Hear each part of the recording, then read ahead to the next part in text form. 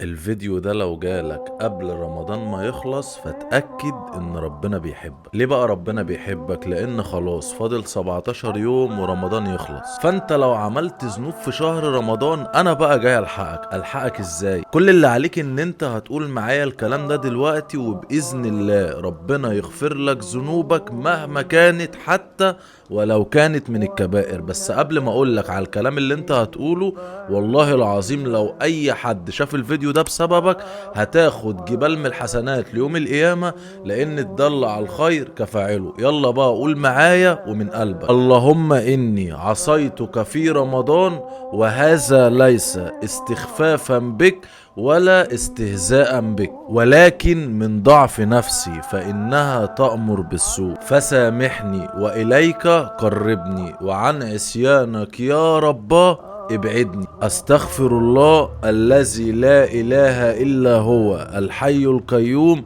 واتوب اليه. قولها 3 مرات وباذن الله ربنا هيغفر لك ذنوبك وهتخش الجنة. ولو انت وصلت لحد هنا ما تبقاش بخيل، وصلي على النبي في الكومنتات.